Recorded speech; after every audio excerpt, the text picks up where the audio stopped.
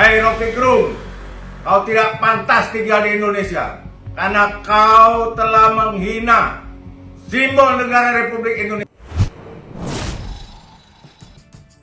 Masyarakat Dayak Kalimantan Murika minta Rocky Gerung yang hina Jokowi dihukum adat.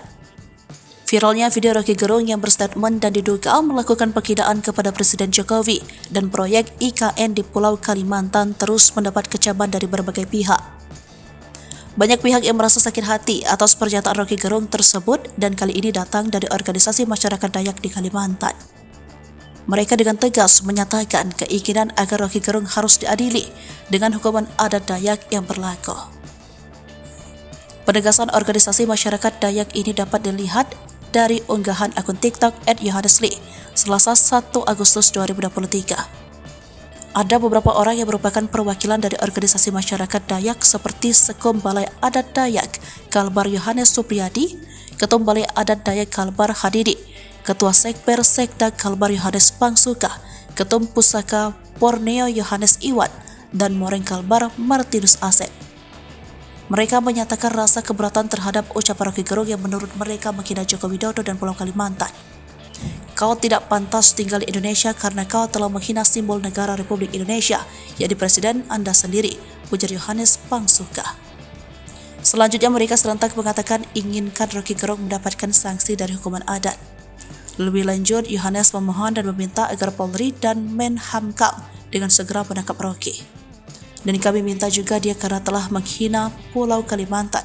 Dengan mengatakan IKN diperdagangkan, kami minta dihukum adat, tambahnya. Selain itu, Yohanes juga meminta kepolisian agar menangkap Rocky dan diadili sesuai ketentuan yang berlaku.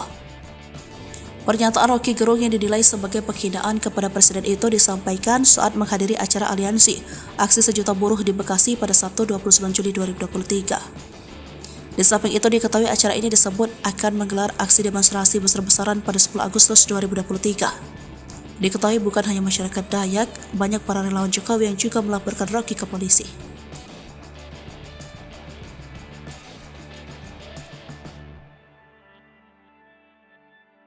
Dan ini menyatakan keberatan atas pernyataan Rocky Gerung bahwa menyatakan Presiden jalan-jalan, bahwa Presiden memperdagangkan Pulau Kalimantan, memperdagangkan IKN.